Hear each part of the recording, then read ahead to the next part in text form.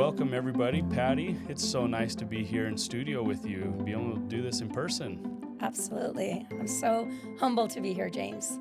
Thank you. Well, we're excited to start this podcast for you. And I thought maybe to start out this podcast, it would be great to give our listeners just a little bit of background into you and ultimately why we're doing a podcast. Perfect. Well, my story is very simple. I worked in corporate America for 16 years, was let go, and I was pushed into the business world. And I knew I wasn't going to work for another company. So really developed my agency from the ground up. Went through a healthcare scare, and that really motivated me to do things with a purpose in mind. And, you know, it's such a beautiful business that you grow and you're helping folks along the way because it's a relationship business. The podcast really is just another way to communicate to, you know, the people that I serve in my local community and really be able to build more depth as I help folks along the way. Yeah. Now, tell us a little bit about how you got started in the industry, right? You've done a lot of healthcare and Yep. you're in retirement planning and all of that, but where did it all start for you? It all started because I was the administrator to top CEOs when I was in corporate America. And I had the privilege to work for visionary folks that, you know, they just saw beyond the immediate need. And I was always drawn to being able to orchestrate and make them look good because I was the behind the scenes person and, you know, it needed to be almost perfect. Yeah. And so that drive to really helping someone shine and really do what they do great, I always envisioned myself in that role down the road. I just didn't know when until I got pushed out of a job. Yeah. So let's talk about that for a second, because I think that's an interesting kind of transition for you. You got pushed out, which happens to so many of us in the working force. What made you decide, all right, it's time for me to start my own business and be my own employer? I was forced. At the time, I was making over six figures. There was nothing in the Inland Empire that would be able to allow me to maintain my lifestyle. So I had to figure that out. And immediately, you know, I put everything into gear. My drive and everything that I had learned in that 16-year period in corporate America. And I always envisioned having an agency, but it was definitely going to echo, you know, just an amazing culture where people could just call their home, right? Mm-hmm. And so I didn't have that in corporate America. I always struggle with the hustle and the culture that surrounded that environment, but I learned the most from that environment. So I knew that I wanted to be able to provide opportunity to folks that would join my agency. And so I continue to evolve, and here we are.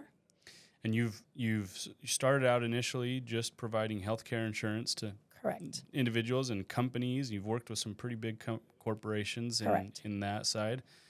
And it's transitioned over the years to helping out with retirement planning. Absolutely. So talk about, because that's an interesting, it's maybe not uncommon, but an interesting jump to go from health insurance to retirement planning. Clearly there was a need that you saw that wasn't being met with these people that you continued to meet with. So can you talk about that for a little bit? Absolutely. You know, insurance I can do in my sleep. It was one of the areas that I excelled because I used to manage the group benefits for large corporations. I had the privilege to work for the second largest PR firm in the country. Wow. And, you know, I never really saw it as a sales role. I always saw it as helping people, right? People just came to me because I would solve whatever pain they were going through. And when I became independent, it was really pivoting and bringing that mentality into the mix so that I can continue to help folks in an area where I could really do it in my sleep and really be a problem solver. And people loved working with me, and so they wanted me to, you know, help them with other issues diving into the financial services, which it was scary in the beginning. And I can fairly say that you continue to learn. But, at the end of the day, I always see myself as product agnostic because I'm really solving an issue, right? They're coming to me because they've got some sort of pain, something that hasn't been, resolved, or that they don't have a solution. And so it's all driven by, my ability to be able to, I usually use this tagline, I'm going to handhold you through the entire process. And I genuinely do that, naturally. And so hence, I am ready to continue to build the practice, but in a more holistic fashion where you truly care for every person that you're helping along the way. Yeah, I love that. Now, ultimately, the reason why I wanted to start this episode talking about your background is to, again, have our listeners understand kind of the breadth of experience that you've had.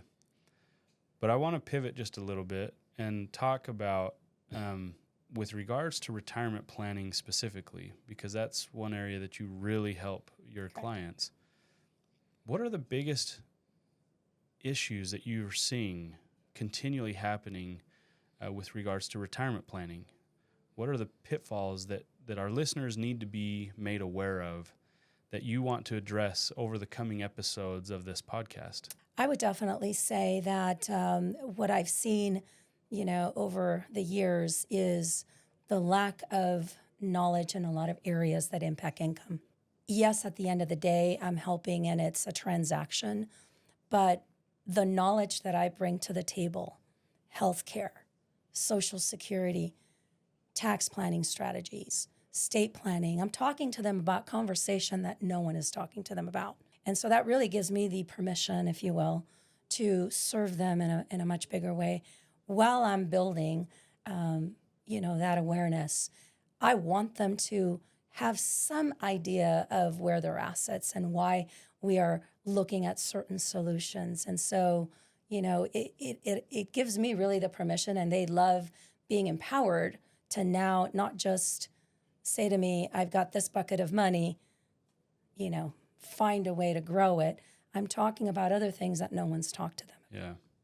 Well, our hope throughout these episodes, again, we'll have episodes coming up about different topics in retirement and maybe even specific niches that you serve. For instance, doctors. You work with a lot of doctors. You work with a lot of teachers.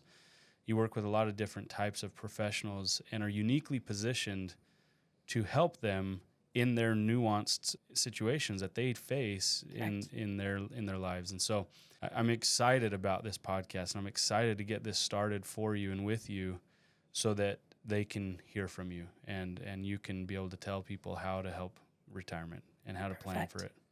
I love that. So we invite all of you guys to like and to subscribe to this episode and follow us, because there's going to be a ton of episodes coming with some really great content. Absolutely. Thanks so much, James. All right. We'll see you guys on the next episode. Thank you.